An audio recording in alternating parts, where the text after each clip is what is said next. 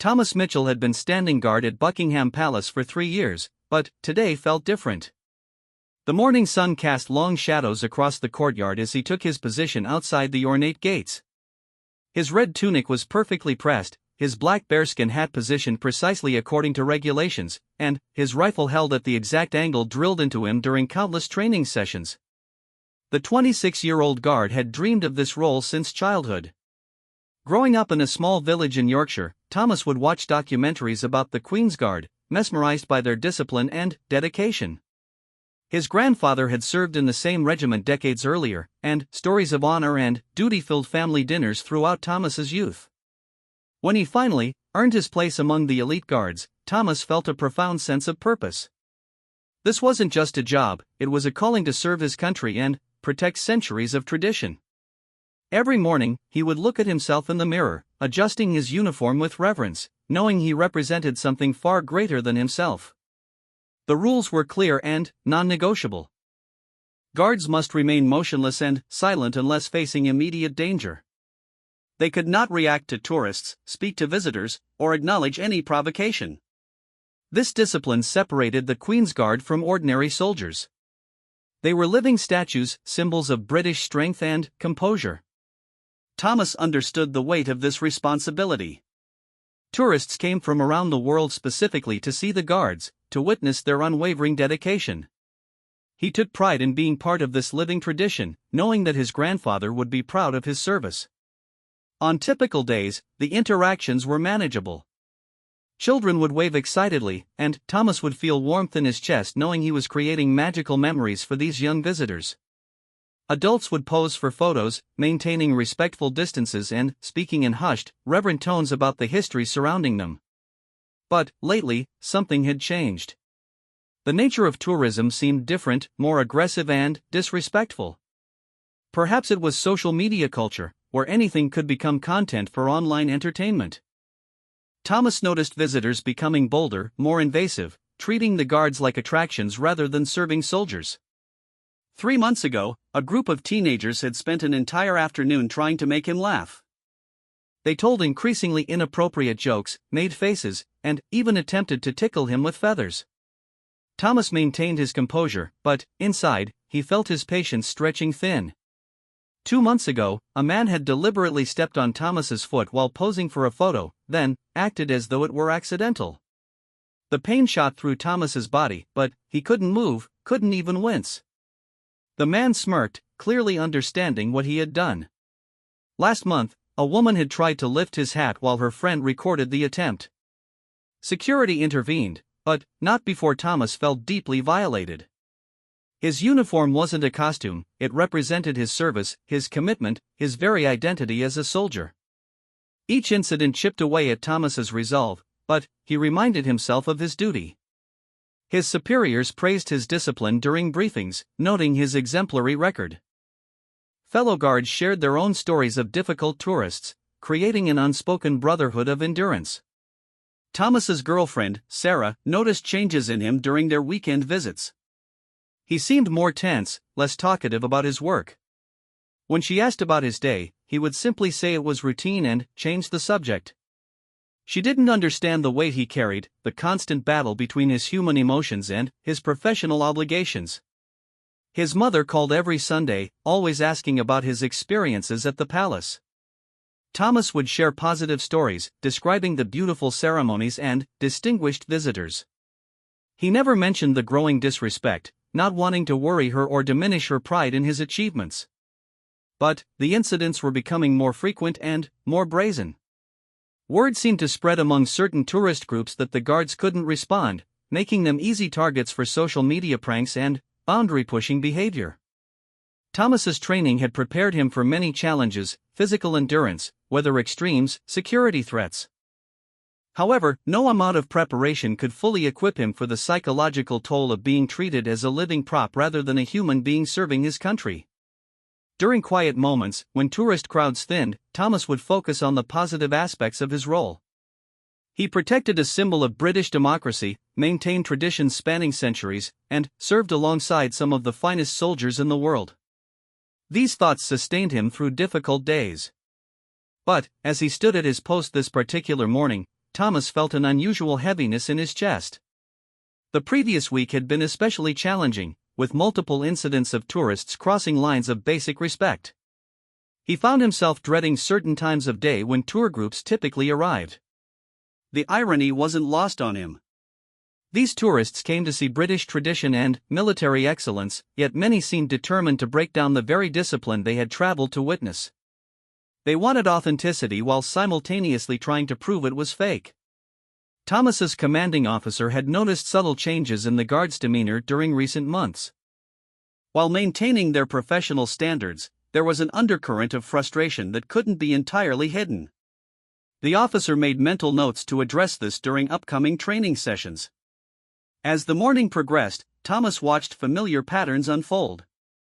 Respectful tourists would approach with genuine appreciation, taking photos from appropriate distances and speaking softly about the historical significance. These interactions reminded him why he loved his role. But, mixed among these visitors were others who seemed to view the guards as challenges to be conquered rather than soldiers to be respected. Their approaches were different, more aggressive, more calculating, clearly planning some form of interaction that would test boundaries. Thomas had developed an internal radar for these problematic tourists. He could spot them from across the courtyard by their body language, their whispered conversations, their phones already recording before they even approached. His muscles would tense involuntarily, though his face remained perfectly composed.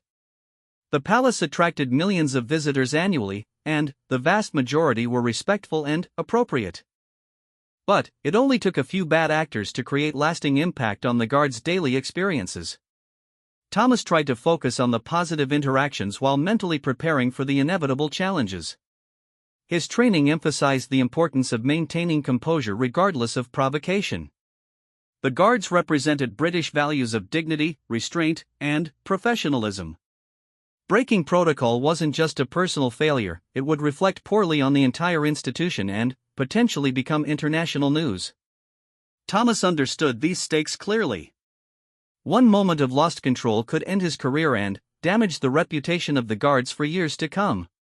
This knowledge helped him maintain discipline even during the most trying encounters.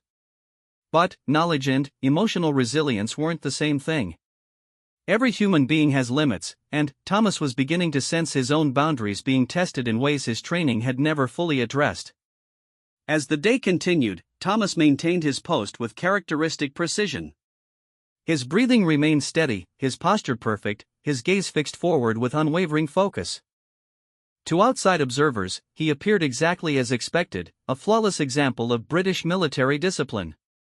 Inside, however, Thomas was fighting a battle that grew more difficult with each passing day. The accumulation of disrespectful encounters was creating cracks in his professional armor, small fissures that he worked constantly to repair through sheer force of will. The tourists continued to flow past his position, most admiring and appropriate, but others clearly planning interactions that would test his limits. Thomas prepared himself mentally for whatever the day might bring, drawing strength from his sense of duty and his commitment to excellence. He had no way of knowing that today would be different from all the others, that events were already in motion that would test every aspect of his training and character in ways he had never imagined possible. The afternoon brought heavier crowds to Buckingham Palace, and Thomas noticed the shift in energy immediately.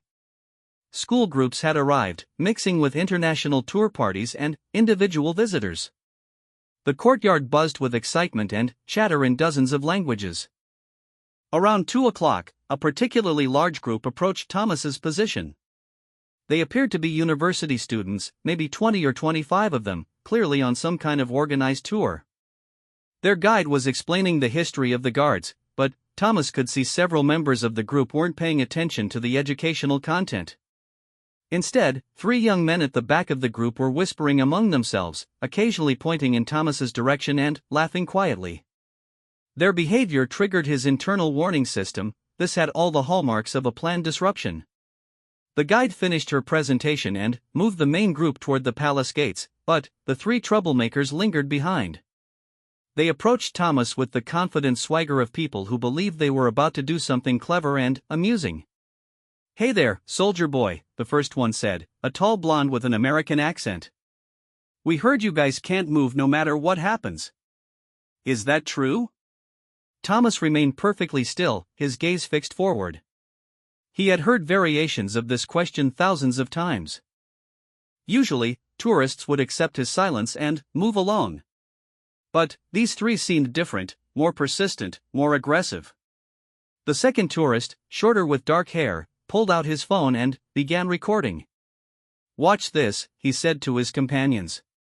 "We're going to test this famous British discipline everyone talks about." They started with typical attempts, making faces, waving hands in front of Thomas's eyes, telling jokes. Thomas had weathered far worse and maintained his composure easily. But, instead of giving up when these tactics failed, the tourists became more determined. "Maybe he's deaf," suggested the third member of their group, a heavy-set young man with multiple tattoos. "Let's try getting his attention differently." They began making louder noises, clapping near his ears, and eventually started poking his arms and chest. Each touch was technically assault on a serving soldier, but Thomas knew that reacting would only escalate the situation and potentially end his career. Other tourists began gathering to watch the spectacle. Some looked uncomfortable with what they were witnessing, but others seemed entertained by the apparent test of the guards' discipline.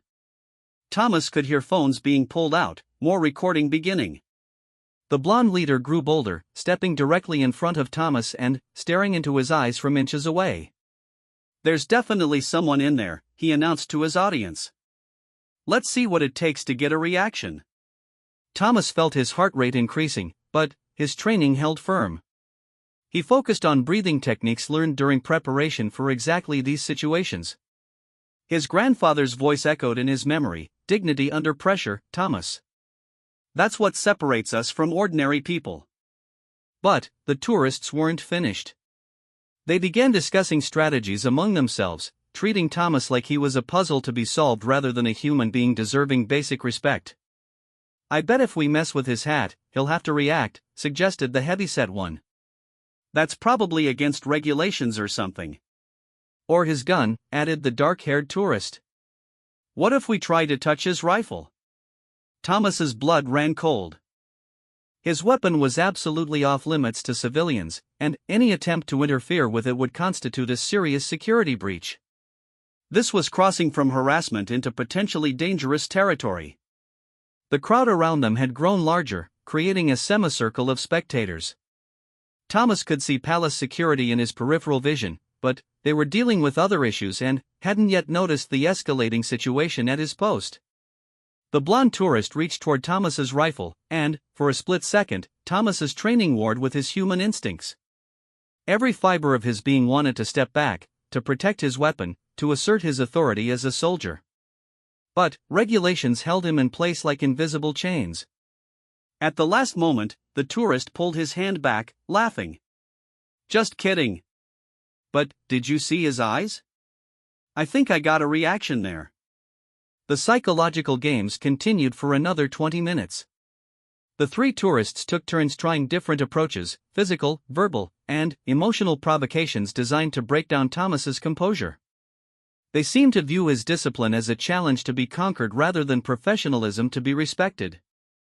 Other tourists began joining in, emboldened by the apparent acceptability of the behavior.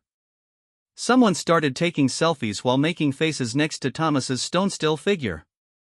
Another person tried to place objects on his shoulders and arms, treating him like a statue in a park. Thomas felt his sense of self fragmenting. His identity as a proud soldier was being systematically degraded by people who saw him as entertainment rather than a human being serving his country. The uniform that represented honor and tradition was being turned into a costume for other people's amusement. The worst part wasn't the physical discomfort or even the embarrassment, it was the growing realization that his absolute commitment to protocol was being exploited by people who had no respect for what it represented. A young woman from the crowd approached and actually tried to lift Thomas's hat while her boyfriend recorded the attempt. When the heavy bearskin proved too difficult to remove, she settled for adjusting its position and making silly faces next to his head. Thomas's jaw ached from the effort of remaining expressionless. His back screamed from maintaining perfect posture while being jostled and manipulated. Most painfully, his sense of dignity was being systematically destroyed by people who seemed to find joy in his powerlessness. The original 3 tourists weren't satisfied with their level of success. They huddled together, clearly planning something more dramatic for their social media content. "We need to get a real reaction," the blonde insisted. "Something that'll go viral. Otherwise, this whole thing was pointless." Thomas could hear every word, could see their planning in his peripheral vision, but remained locked in position by duty and regulations. He thought about his fellow guards who had endured similar treatment, about the importance of maintaining tradition even under assault. But something else was building inside him, a pressure he had never experienced before. 3 years of accumulated disrespect, months of escalating incidents, and now this sustained psychological torture were combining into something that felt dangerous. The dark-haired tourist approached from behind and actually grabbed Thomas's arm, trying to make him move or react. The physical contact was shocking, not because of the touch itself, but because of the complete disregard for boundaries it represented. "He's like a robot," the tourist announced to the crowd. No reaction at all. "These British soldiers must be pretty well trained." The comment stung more than intended. Thomas wasn't a robot, he was a human being choosing to endure this treatment out of dedication to something greater than himself. But the tourists couldn't or wouldn't see that distinction. More phones came out as word spread through the crowd about the testing happening at Thomas's post. He became the center of an impromptu social media event, with dozens of people creating content using his disciplined silence as their backdrop. The heavy-set tourist produced a small bag of chips and began dropping them one by one onto Thomas's boots, creating a small pile while making commentary for his video.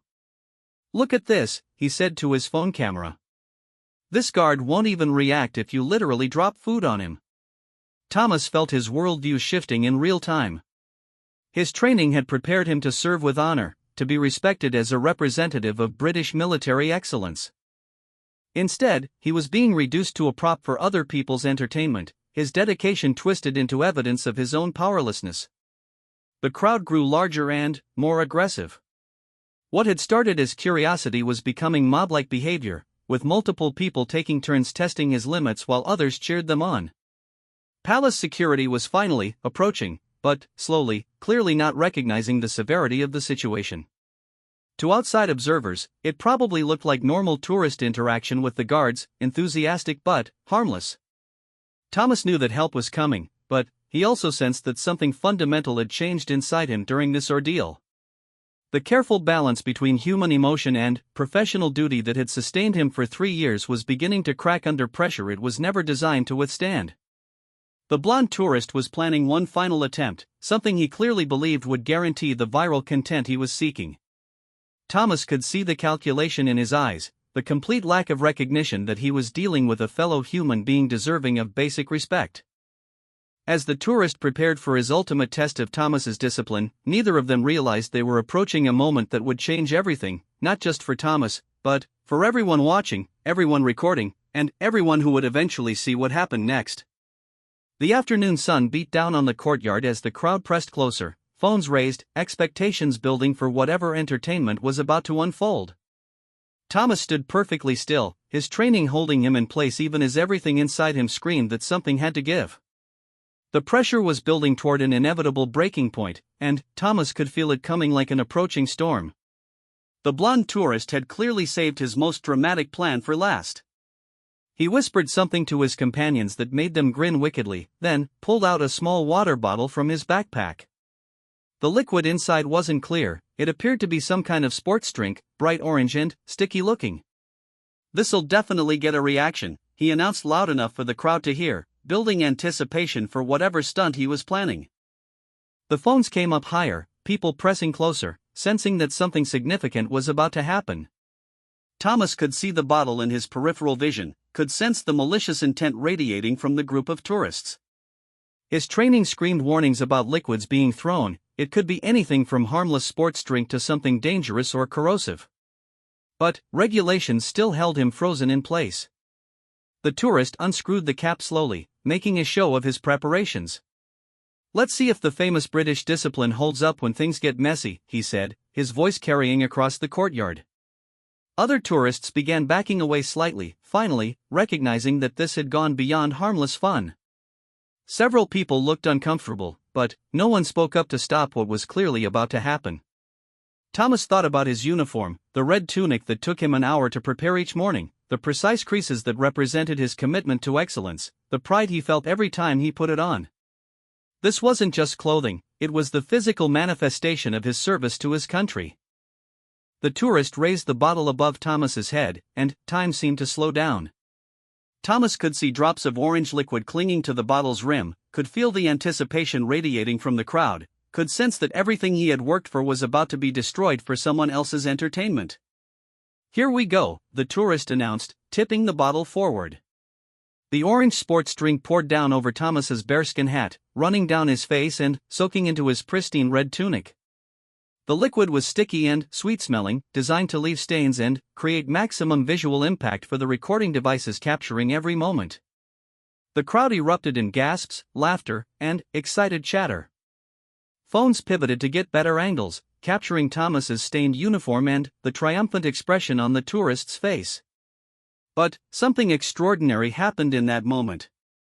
Instead of the reaction the tourists expected, anger, movement, or breaking protocol, Thomas experienced a profound internal shift. The humiliation was so complete, so devastating, that it triggered something deeper than his training. He thought about his grandfather, who had served in wars where real enemies tried to break British spirit. He thought about the centuries of guards who had stood at this post through far worse than sticky sports drinks. He thought about what real strength meant, not just physical endurance, but moral courage in the face of deliberate cruelty. The orange liquid continued dripping from his hat and uniform, but Thomas remained absolutely motionless. His breathing stayed controlled, his posture perfect, his gaze fixed forward with unwavering focus. If anything, his stillness became even more pronounced. The tourist's triumphant expression faltered.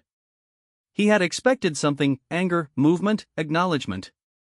Instead, Thomas's complete lack of reaction turned the moment on its head. The crowd's laughter began to fade, replaced by uncomfortable silence. "Did you see that?" someone whispered. "He didn't even flinch." "Is he even human?" asked another voice, no longer sounding entertained but awed. The blonde tourist tried to salvage his moment. "Hey! I just poured a whole bottle on you. Aren't you going to do something?" Thomas's silence was becoming more powerful than any words could have been. His absolute commitment to duty, even in the face of deliberate humiliation, was transforming the crowd's perception of what they were witnessing. Palace security was finally approaching, their pace quickening as they saw the stained uniform and realized what had occurred. But they stopped short when they saw Thomas's continued perfect posture, his unwavering discipline despite the obvious provocation. The heavy-set tourist tried to restart the momentum. "Come on, man. React. We just ruined your fancy uniform." But the energy had shifted completely. Other tourists were beginning to look at the three troublemakers with disgust rather than amusement. The mob mentality was dissolving, replaced by growing respect for Thomas's incredible self-control. An elderly British woman near the front of the crowd stepped forward. "You should be ashamed of yourselves," she said firmly to the three tourists. "This young man is serving his country with honor, and you're treating him like a circus act." Her words seemed to break a spell. Other visitors began expressing their disapproval, some directly confronting the tourists who had created the spectacle. The social dynamic completely reversed. Instead of Thomas being the target, the troublemakers found themselves facing criticism from dozens of people. The blonde tourist's confident demeanor cracked. "It was just a joke," he protested, but his voice lacked conviction. The reactions he was getting clearly weren't what he had expected when he planned his viral moment. Thomas stood in the center of this swirling drama, orange liquid still dripping from his uniform, but somehow more dignified than everyone around him. His refusal to break, even under extreme provocation, was revealing the true character of everyone present. Palace security reached the group and immediately began dispersing the crowd. The three tourists found themselves facing serious consequences: potential charges for assault on a serving soldier, destruction of military property, and disturbing the peace. "We were just having fun," the dark-haired tourist said weakly as security officers surrounded them. "We didn't think it was a big deal." The security captain, a veteran with 30 years of experience, looked at Thomas's stained uniform and, then, back at the tourists. "Assault on the Queen's Guard is never just fun," he said grimly. "You'll be coming with us." As the troublemakers were led away, their phones confiscated as evidence, the remaining crowd began to disperse. But many people lingered, looking at Thomas with newfound respect and understanding. A small girl, maybe 8 years old, tugged on her mother's sleeve. "Mummy, why didn't the soldier get angry when that man was mean to him?"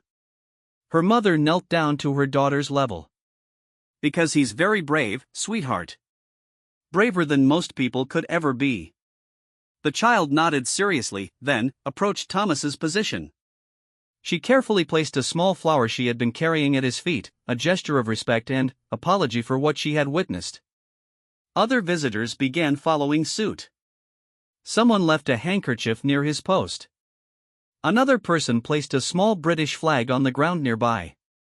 Within minutes, Thomas found himself surrounded by spontaneous tributes from people who had witnessed his extraordinary display of discipline and character. The orange stains on his uniform were still visible, still sticky and uncomfortable. But somehow they had been transformed from marks of humiliation into symbols of his unbreakable commitment to duty. A news reporter who had been covering tourist attractions noticed the commotion and began interviewing witnesses. "I've never seen anything like it," said one woman from Australia. "The way he maintained his composure under such terrible treatment, it was actually inspiring." "Those tourists should be prosecuted," added a man from Germany. "What we witnessed was disgraceful behavior, but that guard's response was extraordinary." Thomas could hear these conversations happening around him, could feel the shift in how people perceived both him and his role. The incident that was meant to break his dignity had somehow strengthened it instead. His commanding officer arrived on the scene, having been alerted by palace security about the situation. Captain Morrison took one look at Thomas's stained uniform and the gathering crowd of supporters and immediately understood what had transpired. "Outstanding conduct, Guard Mitchell," he said quietly, just loud enough for Thomas to hear. "Absolutely outstanding." The captain began arrangements for Thomas to be relieved from duty so he could clean up and file necessary reports about the incident. But, as replacement guards arrived, something unexpected happened. The crowd that had gathered began spontaneous applause. It started with the elderly British woman who had first defended Thomas, then spread throughout the courtyard. Dozens of people were clapping, not for entertainment, but in recognition of something remarkable they had witnessed. Thomas felt tears threatening behind his eyes, not from humiliation, but from overwhelming pride. The very worst experience of his military career had somehow become the moment when he most fully embodied everything his training represented. As he prepared to be relieved from duty, Thomas realized that the 3 tourists had given him an unexpected gift. Their cruelty had forced him to discover reserves of strength and dignity he never knew he possessed. The orange stains would wash out of his uniform, but the memory of this moment, the moment when he chose honor over anger, duty over pride, would stay with him forever. His grandfather would have been proud. 3 hours later, Thomas sat in the guard quarters, his stained uniform replaced with fresh fatigues. The orange sports drink had been washed from his skin, but the events of the afternoon replayed continuously in his mind. He was completing incident reports when Captain Morrison knocked on the doorframe. "Mitchell, you need to see something," the captain said, holding a tablet computer. "This has gone much further than we anticipated." Thomas looked at the screen and saw video footage of the afternoon's events, but not from the tourists' perspective. Someone in the crowd had recorded everything, capturing not just the humiliation but Thomas's extraordinary response to it. The video had been posted online with the caption, "True strength, British Guard shows real character." It's been shared over 50,000 times in the past 2 hours, Captain Morrison explained. "Look at the comments." Thomas scrolled through hundreds of responses from people around the world. They weren't mocking him or celebrating the tourists' behavior. Instead, they were expressing profound respect for his discipline and character. "This is what real strength looks like," read one comment from a user in Canada. "Those tourists should be ashamed. This soldier is a true professional," wrote someone from Japan. My grandfather served in the military, and he would have been proud to serve alongside this man, posted a viewer from the United States. The captain sat down across from Thomas. The 3 tourists have been charged and will face consequences. But I want you to understand something. What you did out there today went beyond following orders. You demonstrated the very best of what we represent. Thomas nodded, still processing everything that had happened. Sir, I have to ask, did I handle it correctly? There were moments when I wanted to react like a human being? Captain Morrison finished. Of course you did. That's what made your restraint so remarkable. Anyone can follow rules when it's easy. True character shows when it costs you something. The door opened, and Sergeant Williams, Thomas's squad leader, entered with a serious expression. Mitchell, there's a delegation here to see you. From the palace administration. Thomas felt his stomach drop. Was he in trouble? Had his conduct been questioned by higher authorities? He followed the sergeant to a formal meeting room where 3 officials in dark suits waited. Thomas recognized the insignia of the royal household. These were senior administrators who oversaw palace operations. Guard Mitchell, the lead official said, standing as Thomas entered. I'm Mr. Pemberton, Deputy Master of the Household. We've reviewed today's events and wanted to speak with you directly. Thomas's heart raced. Yes, sir. Your conduct today has been brought to Her Majesty's attention, Pemberton continued. The video of your response to extraordinary provocation has been viewed by palace officials at the highest levels. Thomas waited, unsure whether praise or discipline was coming. Her Majesty wishes to convey her personal appreciation for your exemplary service and the dignity with which you represented the Crown today, Pemberton said formally. Your actions have brought great credit to the Queen's Guard and to the institution of the monarchy itself. The weight of these words hit Thomas like a physical force. The Queen herself had seen the video and approved of his conduct. The validation he felt was overwhelming. But Pemberton wasn't finished. Additionally, we want you to know that today's events have prompted a comprehensive review of security protocols for tourist interactions with the guards. What happened to you should never have been allowed to escalate to that point. This was perhaps even more meaningful than the royal recognition. Thomas's ordeal would prevent other guards from facing similar treatment in the future. There's one more thing, Pemberton added, producing an official envelope. Her Majesty has requested that you be considered for the Queen's Commendation for valuable service. The formal review process will take some time, but we wanted you to know that your conduct today exemplifies the very best traditions of the Queen's Guard. Thomas accepted the envelope with hands that trembled slightly. 3 hours ago, he had been covered in orange sports drink, feeling like his dignity was being systematically destroyed. Now he was being commended by the Queen herself. After the officials left, Thomas called Sarah from the privacy of his quarters. Her voice was filled with concern when she answered. News of the incident had reached her through social media before he could explain what had happened. Thomas, are you all right? I saw the video online. Those horrible people, how could they treat you like that? I'm fine, he said, and realized he meant it completely. Actually, I'm better than fine. Today was significant. He explained the aftermath, the charges against the tourists, the support from witnesses, the message from the Queen. Sarah listened with growing amazement. You're becoming famous, she said. Not just the video, news outlets are picking up the story. They're calling you a symbol of British values under pressure. That evening, Thomas video called his mother in Yorkshire. She had seen the footage and was initially upset about his treatment, but her anger transformed into fierce pride as he explained the day's complete story. Your grandfather would have been so proud, she said, tears visible on the screen. You honored not just your uniform today, but everything our family stands for. The following morning brought unexpected developments.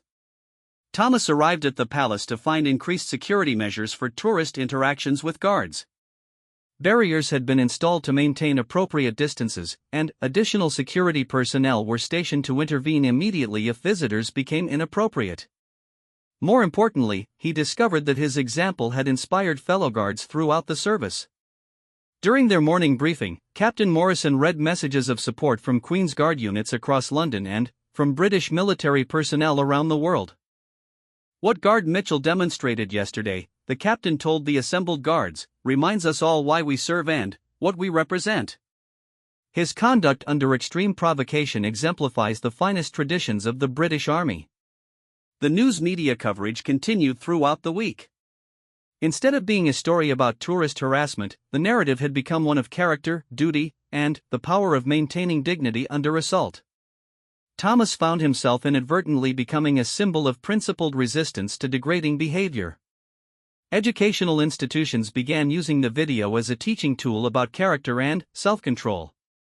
Military academies incorporated the incident into their training programs as an example of professional conduct under extreme pressure. But perhaps the most meaningful response came from fellow guards who had experienced similar harassment. They began sharing their own stories, creating a broader conversation about respect for military personnel and the importance of maintaining dignity while serving the public. 3 weeks after the incident, Thomas received official notification that he had been awarded the Queen's Commendation for valuable service. The citation read, "For exceptional composure and unwavering dedication to duty while representing the Crown under extraordinary circumstances." The award ceremony was small and private, but Thomas's family was allowed to attend. As he stood at attention while the commendation was pinned to his uniform, he thought about the journey that had brought him to this moment. The sports drink incident had been intended to break his spirit and create viral entertainment at his expense. Instead, it had revealed reserves of character he hadn't known he possessed and earned recognition from the highest levels of the institution he served. More importantly, it had changed how guards were protected from harassment and created a global conversation about treating service members with appropriate respect. 6 months later, Thomas was promoted to Lance Corporal and given additional responsibilities training new recruits. During their first day of instruction, he always shared the story of the orange sports drink, not as a tale of suffering, but as an example of how true strength is revealed through response to adversity. "Anyone can maintain discipline when it's easy," he would tell the new guards. "Our real test comes when maintaining that discipline costs us something. That's when we discover who we really are." The recruits would listen intently, understanding that they were learning from someone who had faced the ultimate test of their profession and emerged stronger. Thomas's relationship with his role had evolved as well. He no longer dreaded difficult tourist interactions because he had proven to himself that he could handle whatever came his way while maintaining his integrity. The orange stains had long since been cleaned from his uniform, but the experience had left permanent marks on his character, marks of strength, resilience, and unshakable commitment to serving something greater than himself. Years later, when people asked Thomas about the most important day of his military career, he would always answer without hesitation. Not the day he graduated from training, not the day he first stood guard at Buckingham Palace, not even the day he received the Queen's Commendation. The most important day was the one when 3 tourists tried to break his spirit with a bottle of orange sports drink, and he discovered that his commitment to duty was truly unbreakable. That was the day he learned what it really meant to be a Queen's Guard. The tourists had intended to prove that his discipline was just an act, that underneath the uniform was just another person who would crack under pressure. Instead, they had proven the opposite, that his dedication was genuine, that his character was real, and that some things are too important to compromise, no matter what the cost. Thomas carried that lesson with him every day, in uniform and out, as a reminder that true strength isn't the absence of pressure, it's grace under pressure, dignity in the face of degradation, and choosing honor even when no one would blame you for choosing otherwise. The orange sports drink had been meant to stain his uniform. Instead, it had revealed the unshakable foundation of his character, shining brighter than any polish could make his boots gleam.